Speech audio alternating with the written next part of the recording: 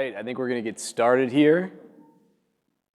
Thank you so much for taking time out of your day to be with me and hear this talk. It really means a lot. I have put far too many hours into talking and learning about Lambda cold starts. And my hope for this talk is that we can spend the next 45 minutes talking about this topic, give you the tools you need to manage your cold starts, and then we can go on and solve all of the business problems that we have to solve to actually be successful at our jobs. A little bit about me, if we haven't had the pleasure of meeting yet. I'm a newly minted AWS serverless hero. I'm AJ Stivenberg. This happened in June. It still feels surreal. It's my first reInvent as a hero, and it's just insane. But I'm not new to the serverless community. I've been building serverless applications on AWS since late 2016 or so. Predominantly, I've focused my recent work on open source serverless libraries. We'll talk about some of that in a second.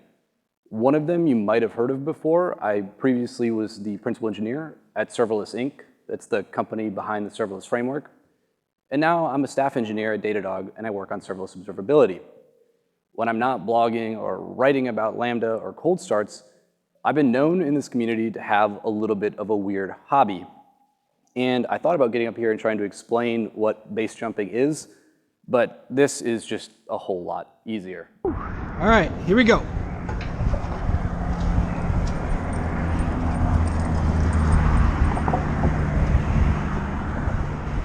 Three, two, one, see ya. Yeah! So hopefully nobody just ate lunch. But I think you might be wondering why talk about skydiving or base jumping at all in this talk about cold starts. And what I want to focus on is some of the tools that we use to teach new skydivers about how to be safe and successful in the air. And we do this because the very first time any human being jumps out of a even marginally good aircraft, their brain tends to turn to mush. So we want to create a checklist that you can follow where it is priority order, and even if everything is going wrong, you can still have a safe skydive. And the tools we use are these skydiving deployment priorities. The most important priority will not shock anybody here. If you want to have a safe skydive and do it again in the future, you have to pull your parachute. That's priority number one. If you're ready to do that when you're learning to skydive, we'd love for you to pull at a predetermined altitude. And this is important for safety, and it's important for my safety as your instructor and yours as a student, because it gives me time to safely deploy my parachute, and it gives you time to deal with any potential malfunctions you may run into. Now, if you know you're gonna pull your parachute, and you know you're gonna pull at altitude, you've been checking your altimeter, you feel good, we would love if you could take a moment to get stable in free fall. This is also important because it minimizes the chances of having any kind of malfunction when you deploy your parachute, and gives you time to deal with that because you already know you're going to pull at altitude and you know you're going to pull.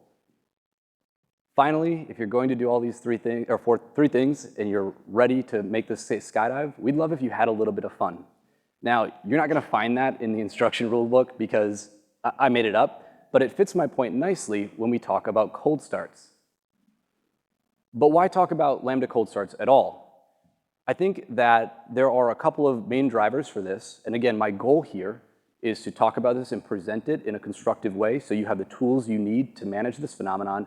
And then when you embrace Lambda and you're fully built out, you realize that it's not that big of a deal because it doesn't happen too frequently. If you're new to Lambda, this is a 300 level talk, but I want to cover the simple basic of the definition of a cold start. The most important difference, if you're coming from a container world or a sort of traditional application environment, is that Lambda scaling is an online activity, whereas your previous world probably has a container or an instance scale up before you put it behind a load balancer and it'll respond to like a readiness probe. With Lambda, there is some customer waiting for your application initialization to occur before that request can be serviced. And this is a new thing, so most people aren't aware or don't know how to even manage this part of their application performance because it's so new. So the Lambda service must first download the source code or get some of the bits of the container image into the sandbox. Then it has to run or initialize your runtime, and that could be Node.js, could be Ruby, Python, Java. Finally, it has to run the pre-handler initialization code. This is all the code that lives outside of your actual handler function And that's a nuance that exists in Lambda specifically that you're probably not used to, but it does occur. Finally, it can invoke your actual Lambda function. Subsequent invocations will run your handler code over and over in a warm start pattern. So this cold start or function update portion only happens when a new sandbox is being initialized or scaled up, or when you update that code. All right, so why get up here and talk about this at all? As I said, there's two big reasons. One, I see a blog post or some sort of clickbait article like this every single week, where the single ethos is cold starts. And that is the only reason people won't touch serverless at all, be it Lambda or some other provider. This I want to dispel pretty thoroughly here. But at the same time, I want to acknowledge that developers do struggle with serverless cold starts. People who have really embraced this technology do deal with these. And some people, like this commentator on a OpenTelemetry for Lambda project, noted that not just this issues, but also other cold start issues caused them to decide not to use serverless or Lambda functions in the future. Now, I think that this type of thing happens because folks, again, aren't accustomed to dealing with this and don't necessarily have the tools they need to tackle these cold boot problems. So I want to talk about that. If you haven't seen a histogram for an application performance curve before, this is what it looks like.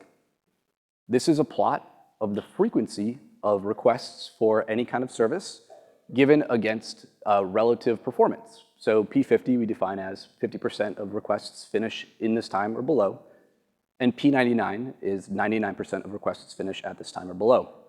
A typical application performance curve looks a little bit like this, where you have clusters, a large number of requests that occur in a good time frame, right? A typical web application is 100, 200 millisecond response time.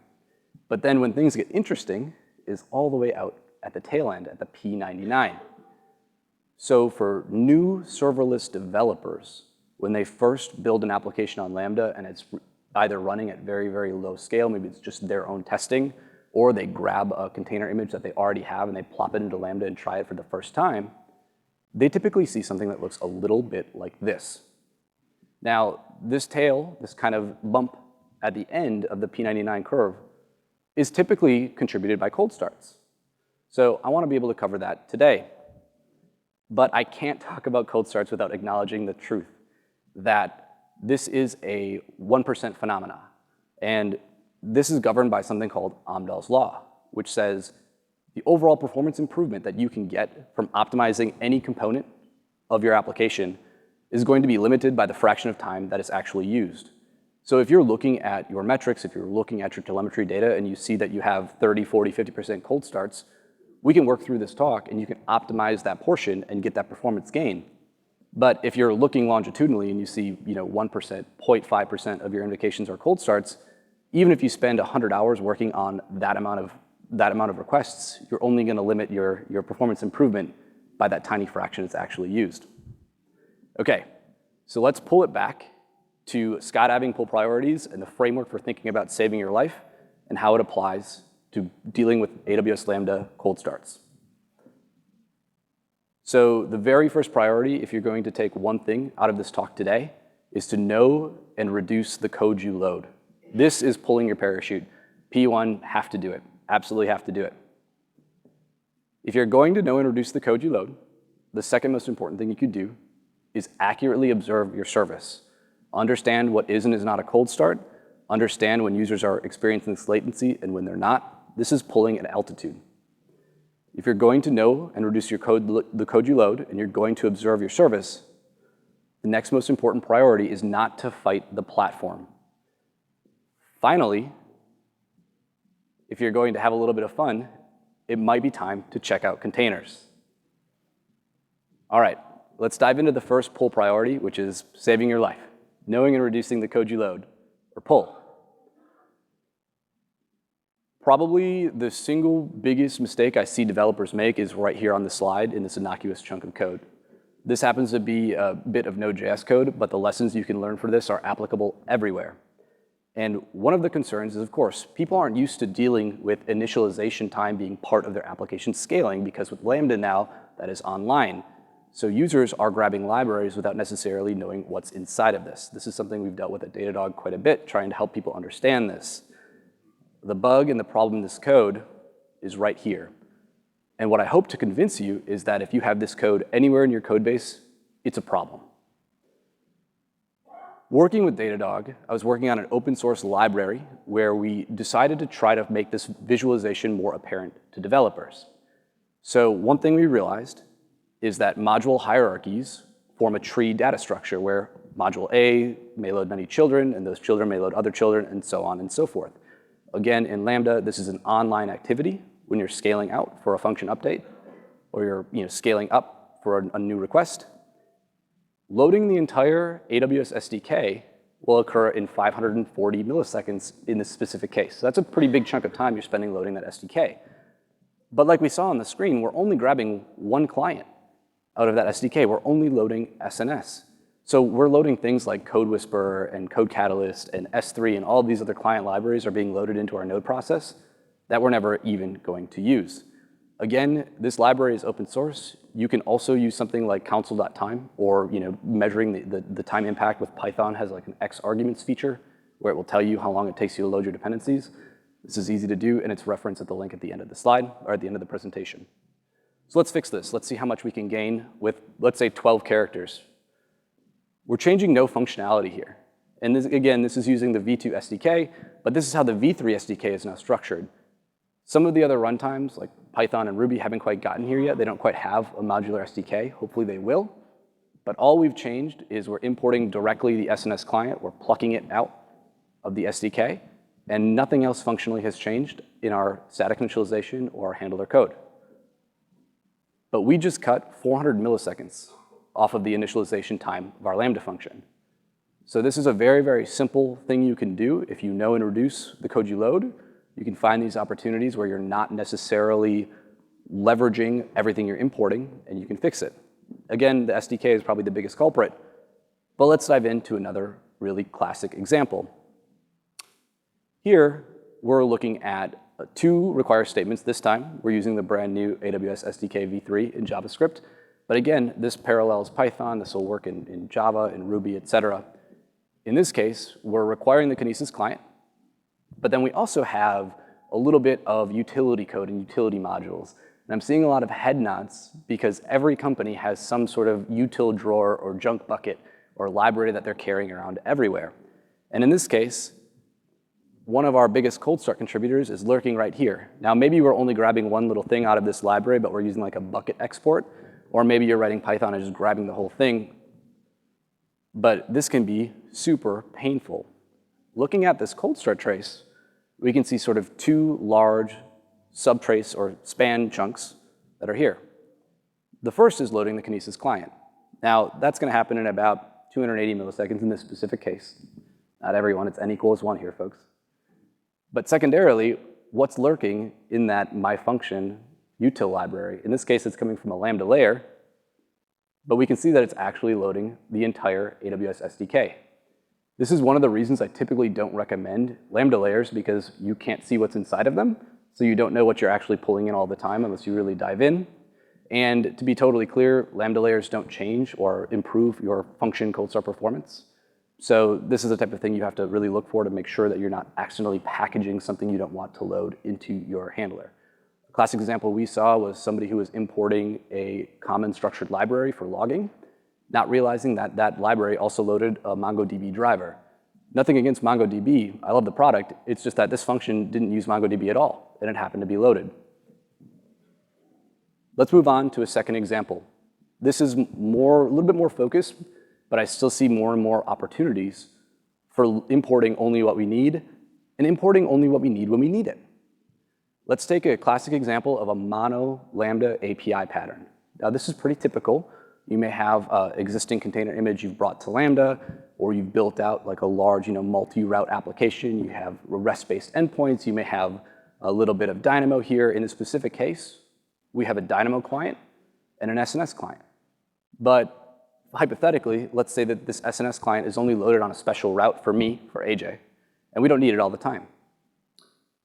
When we initialize this cold start is landing at 480 milliseconds here. Now, the Dynamo client, which we need for every request, maybe it's a GET or a POST, right? We're going to load that in 357 milliseconds. But we've got this extra 50 and actually closer to 80 if you include this other SDK dependency on the right that's being loaded every time. And the bulk of that is from the SNS client. So if we know that AJ's route is really rarely hit, right? It's really rarely requested, we don't have to initialize that client at the beginning of every request. We don't need it. And in fact, dozens or even hundreds of our sandboxes at scale may never use that SNS client. It may never even get touched. So we can wrap this in a method, and then we can just call this method when we need it. Now, in virtually every language that I'm aware of, Node, Python, Ruby, et cetera, once you load a class or load a dependency, it's going to be loaded globally, and you'll have it for further invocations or further calls. So it's just a way of amortizing or shifting that cost to multiple concurrent executions for a cold start. Let's take a look at what this looks like on the flame graph. Now, we went from 478 milliseconds down to about 400 milliseconds for that initial initialization. That's a great improvement. Now, when I come along and make my request, you can see that my SNS client is going to load during the request for my specific route. So now only I'm paying for the pain of this specific dependency that I need. This is the specific advantage. I see this all the time is Next.js developers or React developers who have many, many different routes where they're using like server-side generation or server-side rendering, and they want to be able to package this up as one kind of mono Lambda API where they may have a dozen routes that almost never get hit. This is the type of technique you can use to really remove some of that pain from every single cold start and spread it out over multiple requests.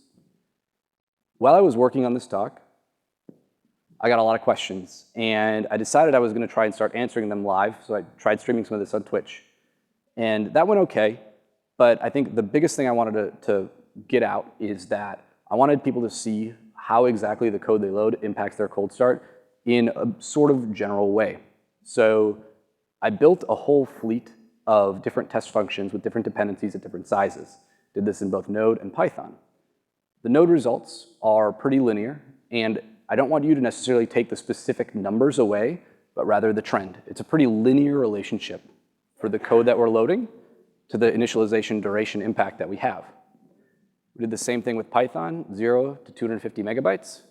We can see a very similar relationship, right? And again, the numbers don't exactly matter, but you're going to ask anyway, so I'll give it to you.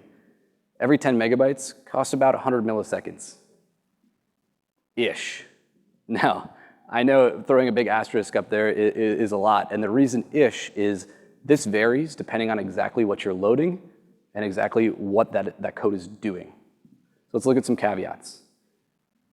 When you're looking at the size of your Lambda functions, you also have to look at what exactly those dependencies are doing when you initialize them. Specifically, you'll want to look for code that allocates lots of memory, and this is common in Go, especially because Go's garbage collector will try and start really small, like 1 or 2 megabytes, and then work its way up as new allocations are made. But if you're allocating a very large chunk of contiguous memory, that can get you here. If you're doing any sort of runtime reflection or dependency injection, which is super common for Java.NET, these are the type of things that can actually slow your code down, even if you're not using a ton of actual bytes on disk.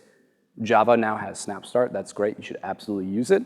.NET has ready to run. Java also has GraalVM, I should say. .NET has ready to run, which can improve your cold start times here as well. You should also be looking for code that's making any external HTTP requests. Sometimes that's necessary, right? Creating a TCP connection to your database, you just have to do that. Other times you can defer that to when you only need it. Maybe that, again, you're using like a mono Lambda pattern and you don't need that connection all the time. Previous best practices would tell you to always make that connection up front and save it. You can just make that connection in that request and then amortize it outside of the scope of the environment, or outside of the scope of your handler, and save it for future calls if you're not using that connection all the time. Finally, you want to look for code which parses large files. Now, here's where it gets interesting. The reason I said ish is that we can compare, and I can cherry pick in this case, 2 examples where this 10 megabytes per 100 milliseconds doesn't quite hold up.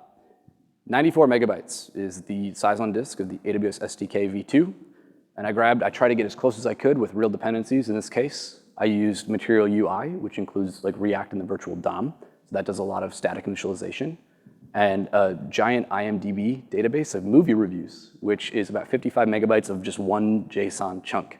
And that's hard because the node runtime has to allocate memory for all of those bytes, right?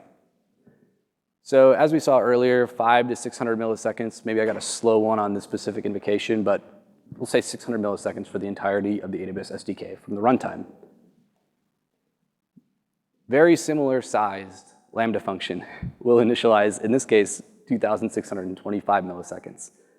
So it's not enough to just look at the size of your function. You also actually need to profile your code and understand what those bytes are doing so you can know and reduce the code you load.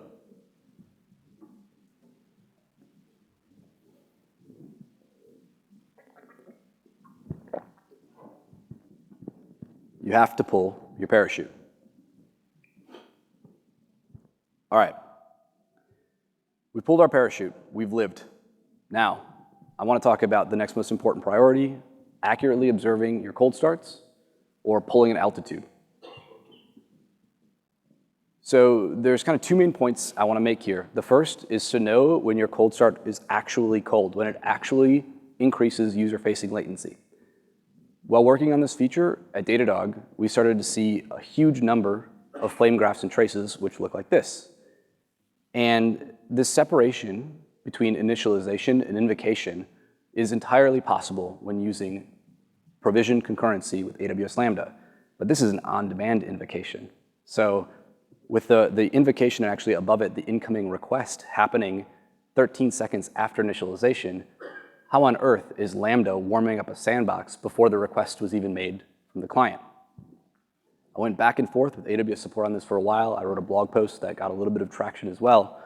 And what we learned is something called proactive initialization. Now, this is a consequence of the AWS Lambda control plane and invocation plane running your requests in the worker fleet. There's already a great talk from Julian Wood and Chris Greenwood on this, and it's linked at the end of the slide. But what happens is an initial request comes into the invocation control plane. That invocation control plane sees sandbox 1 is idle. So, okay, we're going to route request A to sandbox 1, and that's going to start processing. Now what happens next? Of course, right? We get another request. Request B hits the invocation control plane. Now Lambda says, hold up just 1 second. We need to warm up a new sandbox. So this is the cold start that we're used to dealing with, right? But the control plane and the invocation plane are really smart. And when request A finishes, Lambda says, wait a second. Request B is waiting for this sandbox to start, sandbox 2 to start. But sandbox 1 is now free. So let's short circuit that and route request B straight back to this warm sandbox 1. Now, sandbox 2, which is still initializing, eventually finishes, and it's warm. So what happens when request C comes along later? Now request B is on the top being serviced by sandbox 1. Sandbox 2 is warm, it's idle, and AWS hasn't shut it down yet, which means no cold start for request C. This is a function of A, how slow your application can initialize, and B, how fast your median requests are. But if we plug this into a couple of different Lambda functions that are kind of running continuously, and we found that almost 80% of the initializations for this function didn't increase user-facing latency at all. I shared a snippet of this code with Ken Collins. He's a fellow AWS hero and works at Custom Ink. And he found a very similar pattern in their Ruby on Rails API. So that's number one, knowing when a cold start is actually cold. But you also need to know what exactly init is telling you. I asked AWS Data Tools hero, Alex Debris, how he knows when his Lambda function had a cold start. And he says, oh, that's simple. I just look in my CloudWatch logs and see if I have an init. I said, what if that doesn't tell you everything? What if that doesn't actually tell you how long it took for your function to warm up? So I created this whole benchmark, this whole series of Lambda functions, just like we had before, and then I just deleted all the handler code out of them. I just removed all those dependencies I was loading. They're still in the zip file, right? They're being sent to the application, but they're not being loaded. The init duration, as reported via metrics or logs, was 172 milliseconds virtually for every single invocation. This is Node 18 running at 1 GB of RAM in US East 1, but you can replicate this virtually anywhere. So basically, init duration is the same if you're not loading any of the bytes in the zip, all the way up to 250. But I learned something interesting. In the docs and linked at the end of the presentation is a definition for init duration, which is specifically the time required for the runtime, static initializations, and any extensions to initialize inside of the micro VM. So what's missing here, folks? The biggest thing that are missing is time spent in these other services, but also the time to copy code from S3 into your Lambda sandbox. So if that's missing, how can we actually observe that time spent? Well, we can use a distributed trace, and we can take a look here. What I did was turn on X-ray for a 0 megabyte Lambda function. And we can see that 0 megabytes, Node.js, no dependencies, hello world, straight out of the CDK, right? 266 milliseconds spent in Lambda, and the initialization duration was 172 milliseconds as reported in CloudWatch. Let's take a look at 250 megabytes. 250 megabyte Lambda function, something much more interesting has happened, right? We see that the time spent in Lambda was 845 milliseconds. But the initialization time was only 172 milliseconds. So again, this is just jamming bytes into that zip file and not loading them at all, right? We're not requiring them, they're just there. So there's a pretty massive difference here. So I realized that if we can't trust init duration, and I wanted to create this as an open source tool for everyone to try, I needed a test system. So I leaned on some of the work from my esteemed colleague, Max, who's giving a talk later about his great project, Lambda Perf, and I created my own sort of mini version of that. What this is a Lambda function that can invoke many other Lambda functions. It can also update their function configuration and basically cause a cold start. I triggered that off a CloudWatch event, and I let it run for many, many, many days. The result of this is this dashboard here, where we're loading every byte on the top bar. On the bottom row, we're not loading any of them. Each column is the exact same dependencies, the exact same handler code, except that we deleted the import or require statements from the bottom row, so we're not loading that code. There's sort of two interesting things I want to point out. The 0 megabyte Lambda function initialized at a P99 over a period of a week of about 354 milliseconds for round trip time request. Again, this is the time it takes one Lambda function in the same region to invoke a cold function and get a response. And at 250 megabytes, the exact same handler code, just with 250 megabytes of dependencies, has a P99 time of 695 milliseconds. And again, your init duration is going to be 172 milliseconds for both of these. We can make this much easier to see, and I've done that here. So obviously, we can see that there's a difference between the unloaded and loaded code. And there's even a difference between the unloaded at 0 megabytes and the unloaded at 250 megabytes. But this massive gap that exists between the two, that's your opportunity zone. This is your opportunity to apply those concepts of lazy loading, right? Only loading what we need when we need it. And when you fundamentally observe the end-to-end service or the end-to-end system, you'll see these gains when you apply this type of technique. So we pulled our parachute. But now it's time to pull at the predetermined altitude, the second most important requirement. 1, see ya. That was like perfect. It's like they've done that before, huh? All right. Priority number 3, don't fight the platform. This is pull stable. Again, we pulled our parachute, we've node and reduced the code we've loaded, we've pulled at altitude, we've accurately observed our service so we know when our cold starts are actually cold. Now it's time to use a lot of those tools that Lambda gives us. The first thing, the mistake I see tons and tons of developers make is they're running defaults on their Lambda function. They do a first deploy with something like CDK or SAM, where the default is 128 megabytes of memory. And I created this benchmark function, and this function is just a couple of node modules that are all loaded typically, right? We're going to require everything. And you can clearly see that beyond 250 megabytes of memory, we get very stable init duration. But before that, something interesting is happening. At 128 megabytes, this function never completes. Initialization fails to take in 10 seconds, and then Lambda will retry that during the invocation time, which I limited for 6 seconds. So at this point, it reported something like 20, but that's the graph you're going to get, right? It's just never going to complete. But around 150 megabytes, this function actually runs, but it's super, super, super slow. And what's happening? Well, Lambda, just like your laptop, is more than happy to trade memory on the heap for disk and swap back and forth. So when new objects have to be allocated onto the heap, it can pause everything, write the heap to disk, free up new heap, and your Lambda function can start to allocate bytes on that heap. And that is really, really slow. I'm not the only one to have noticed this, and I don't even want to spend too much time on this because Alex Casaboni has created an incredible project called Lambda Power Tuning, which you should just use. It's It's a great tool, and what it's telling you is the optimal price per performance curve for a Lambda function. Just like we saw in the previous graph, that's kind of the red execution time in this case versus execution cost.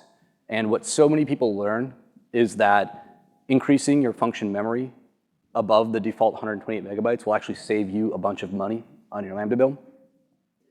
One of the most important things I tell people is the Lambda documentation says 1.7 gigabytes or 1,769 megabytes is where you get one full vCPU. And that's where you can kind of take advantage of those lazy loading opportunities because you're no longer getting a little bit of boosted vCPU during initialization. They still don't like to document or talk about the extra CPU you get, but it's pretty clearly observed in the space and it's well documented by folks like Michael Hart.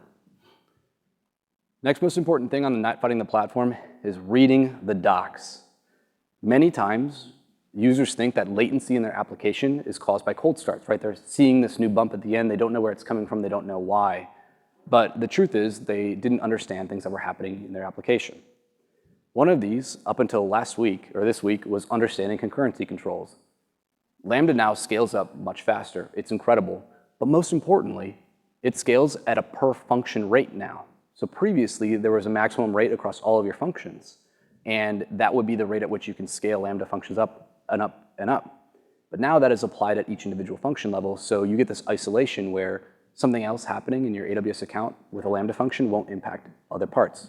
Kudos to AWS, love this launch. The other factors that I see lots of people get wrong here and blame on cold starts is not using batch sizing and window controls and not using report batch item failures. I just did a blog post and a video about this topic, but truth be told, it's still something that's missed all of the time because your Lambda function will limit the event source mapping for your Lambda function will limit your ability to scale out horizontally if your Lambda function is throwing errors, throwing unhandled errors, instead of using the report batch item failures feature. Finally, the maximum concurrency is the other way you're going to want to consume or throttle how much your Lambda function can run. This isn't exactly something that impacts your cold starts, but it's certainly something that impacts the holistic performance of your application. Don't fight the platform. Read the docs.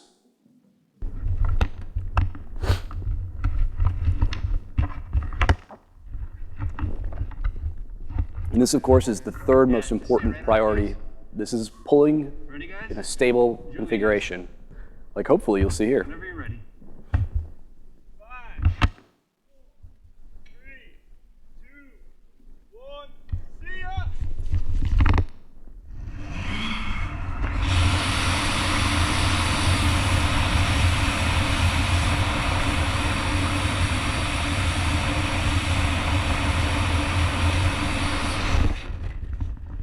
All right, so that's pull stable. Don't fight the platform. As you can see, I had a little bit of fun on this jump, so it's time to have a little bit of fun. Let's talk about containers. Containers on Lambda have gotten a whole lot better in the last few months and the last year. If you haven't seen this paper or met this person, this is Mark Brooker, one of the distinguished engineers on the Lambda team, first author of this on-demand container loading in AWS Lambda paper. It won a best paper at one of the conferences, well-deserved. What the Lambda team has done here is pretty incredible. They've done a bunch of work on ext4 to ensure that container-based images, so these are layers of tar files, will deserialize or serialize onto a file system in a deterministic way.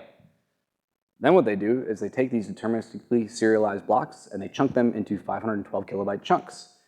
Then they use this pattern called conversion encryption so that they know that each chunk of your my container are encrypted securely. But because they're individually hashed and the encryption key is derived from the hash key of the chunk, we're able to actually share dependencies in a multi-tier cache. And this is incredible. And the stat they pulled is that this is actually 15 times more performant than what they had before. And this other statistic is super startling. If we all get out of here today, we leave this conference room, we all build a brand new application on Lambda using a container image, and you upload that image to Lambda, there's an 80% chance that every single byte in that image any one of us uploads, it's already been seen by Lambda. It's totally not unique. They already have it. Someone's already done that before. It's because we're sharing so many of these dependencies. So I want to look at what that actually looks like in practice. So I did what I did earlier.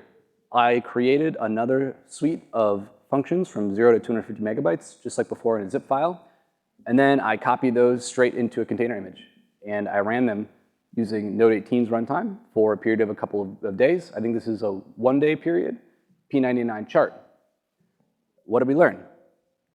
We learned that the cold start round trip time for this request and response within the same region actually inverts, where container images become more performant, in this case, after about 50 megabytes. From about 0 to 30, the zip file is still a little bit faster on the initialization side, but the bigger you get, and the more you invoke this function, and the more that cache is hydrated, and the more common bytes you and I are all using, the more performant this gets.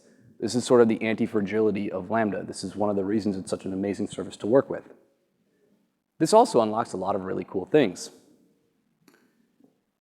A popular new runtime for JavaScript has emerged. It's called Bun, if you haven't heard of it. Bun, when released and it went 1.0, the maintainers offered a Lambda layer version of Bun, which would interpret your code and sort of act as a quasi-managed runtime. Max's project includes support for this, and we were able to see that in this specific case, the initialization time for the Bun layer was around 640 milliseconds. But when we used the compiled version in a custom runtime, not using the layer and the interpreter, we were able to get that down to 351 milliseconds. I took that same exact code and I stuck it in a container image. And this got us down to an iteration of around 140 milliseconds, which is pretty competitive and impressive when you consider this is roughly the same, sometimes better, sometimes worse, as the managed node runtimes. But I also just got up here and told you not to trust in iteration all the time, and I totally hear that. So we put that in the same exact test harness I described before, looked at the P99 time over a 15-minute period after 3 days of running thousands of invocations, and we see that the P99 round-trip request time for Bun in Lambda in a container image is within about 100 milliseconds of the same exact code running in Node.js in the managed runtime from a zip file. So this is containers. Remember to have fun. All right, 3, 2, 1, see ya. All right, so we put all these pieces together. We're having fun. Now it's time to dispel a few myths about Lambda and cold starts. The first one that I do actually see people run into when they realize that they were running like a 128 megabyte Lambda function is that, well, if 250 megabytes is good, isn't 10 gigabytes better? So I took that example that we had before, I ran it all the way out to the goalpost and said, let's give it 10 gigabytes. You can see this just flatlines. Past that 250 megabyte limit, there's just no improvement to your initialization duration or that cold start round trip time. And the reasons for this are, of course, you're getting more virtual CPU, but they're different CPUs. You're getting more RAM, but you're probably not allocating a ton of space. In this case, I used 250 megabytes of my 10 gigabytes. Most, if not all, runtimes don't take advantage of additional CPUs during initialization. Go will create a thread pool. I think it's limited to the number of cores you have, but that's great. That's not going to actually help your cold start time, though. That may help at runtime. So this one, I think, is pretty busted. Past that first cliff or that first bump you see with Lambda power tuning, you're increasing the memory isn't really going to help you. Then this got interesting. One question I got on stream was, wait a second. Lambda is this large, scaled-out distributed service, but under there somewhere are servers. Now, I know there's gasps in the audience, but yes, underneath serverless, there are servers. But those servers have a certain amount of CPU, and they have a certain amount of memory, and they can only run a certain number of jobs. They have a certain number of slots. So the theory is the more memory or CPU you're provisioning in your Lambda function, maybe that takes longer for those services, the placement service or the assignment service, to find a worker that can run that function. So we plugged it into the test harness, ran thousands of invocations over 3 days, looked at the P99 time, and you can see that for a 128 megabyte Lambda function, that ran at about 318 milliseconds round trip time. And for 10 gigabytes, the P99 round trip time was about 305 milliseconds. And there's a little variance here, and there always will be, but this one, this is busted. I got the same question. We know that Lambda workers have a lease, and that's a good thing to do in a distributed system. David Janacek wrote a great blog post about how to manage these services at scale, and having a lease on a worker means that they can actually take them out of rotation and update their operating system and patch the service and all these things we pay them to do because that's what we like serverless for. But one of the theories is that, well, wait a second. We know that a Lambda function can run for up to 15 minutes, but that lease may be within that 15-minute time frame for a worker. So maybe the longer the runtime of a Lambda function, the more time it takes to find a spot for my function, just like we thought about memory. Did the exact same thing, put it in the fleet, 5 seconds all the way up to 15 minutes, same result, right? This one's busted, 300 milliseconds, no matter what P99 time. Your timeout doesn't really matter as far as I can tell. All right, let's review these cold start priorities. Number one, I want you to know and reduce the code you load. I need you to pull your parachute. If you're gonna do one thing when you leave here today, I want you to take a hard look at those dependencies, take a hard look at that static initialization code, understand what it's doing, understand why it's there, look for opportunities to lazy load, look for opportunities to remove dependencies even entirely, which is even better. After you've done that, I want you to accurately observe your service. This is something you can do with end-to-end tracing. This is something you can do with something like real user monitoring or RUM, where you can look at the client-side request, but actually know what this cold start latency is doing for you, because A, you may have way less cold starts than you think if you're having some of these proactive initialization or spillover invocations or initializations. And B, if you're only looking at an iteration, you're missing the part of the story which includes loading your code in that sandbox. This is pull at altitude. If you're gonna know and reduce the code you load and you're sure you're observing your service correctly, the next most important thing is to not fight the platform or pull stable. And of course, this means reading the docs. Every integration for Lambda is a little bit different. So take a hard look at what is invoking your Lambda function and make sure that you've set up things like batch retry item failures, or limited your concurrency for any given function and not consume too much of that, the global concurrent function limit that you have for your account. This is pull stable. And finally, containers are something you should take a look at. I don't think you should run out here and rewrite every Lambda function you have in a container-based image. That's not what this point is. The point is that it's gotten really good. So if one of two things are true, one, you have a large mono Lambda API that's sort of a traditional giant API with dozens of routes, and you're bumping up against that 250 megabyte zip limit, but you're kind of scared to move to a container because far earlier they were less performant. That's a great time to take a second look, right? Give yourself that breathing room. Container images have sort of won the packaging war. There's plenty of people out here who know how these work. It is objectively the community's way to package software. So take another look at containers. And I think the second thing is, if you're looking at Lambda because you have a legacy service that you want to lower the total cost of ownership to run, but you're scared to look at containers in Lambda because you've heard about the cold start problem, they're probably a lot less impactful on you than you think. And finally, my best recommendation is to establish and spend a P99 budget. If this means that you are short on time, but you want to spend money on provision concurrency along with auto scaling, I think that's just fine. You can go ahead and do that. I would not encourage you to use something like the Lambda warmers that exist, because anytime you have a spillover invocation from there, you're still going to have a cold start. So that's probably time better spent optimizing the dependencies like we talked about today. And finally, this is the type of thing that hopefully at scale, when you all leave here today, you only have to spend 20 or 30 minutes thinking about, and you can move on and solve all the other problems you have to solve. Thank you so much for being here. This is all I have. The resources are available down at the link here, and you can always reach out on social media or email. I'll be around. Thank you, folks.